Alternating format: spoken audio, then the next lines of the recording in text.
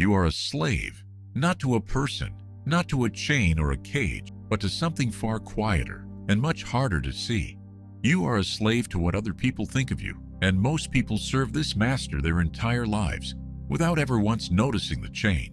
It shapes what you wear, what you say, dreams you chase, and the ones you quietly bury. Every choice run through one silent question: what will they think of me?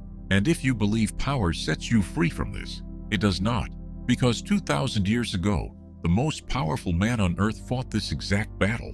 He was the Emperor of Rome. He commanded the largest army in the world. He could take anything, silence anyone, end any life with a word.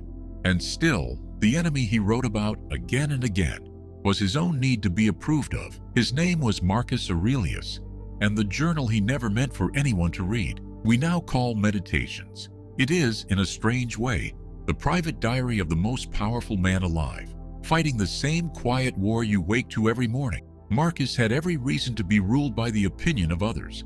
The whole world was watching him, and yet, in that journal, he kept returning to one idea: that he could not control what other people thought of him.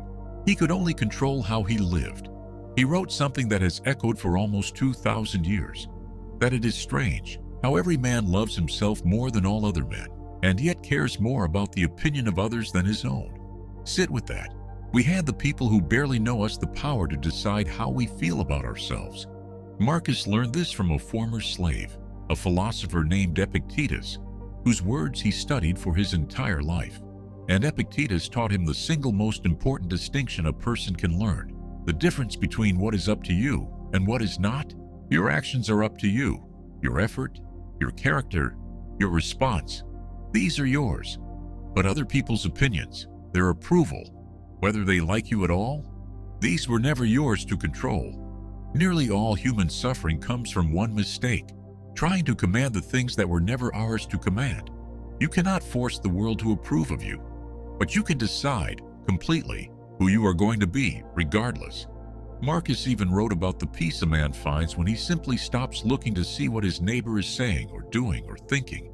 How much time, how much energy, how much life we give away, watching for the approval of people we will never even remember.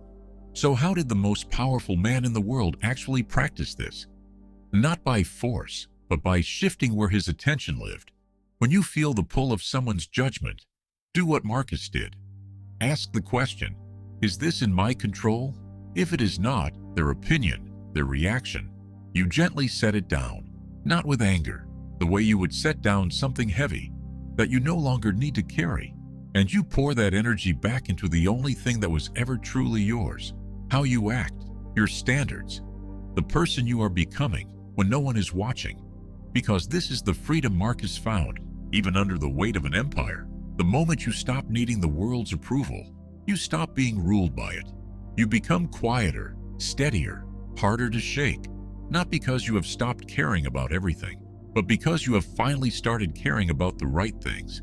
You will always be judged, even an emperor was.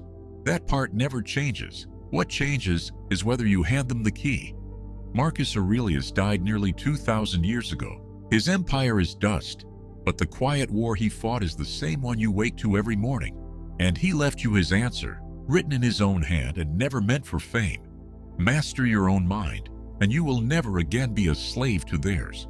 If this gave you something to think about, subscribe. Every week, one idea to sharpen the way you think.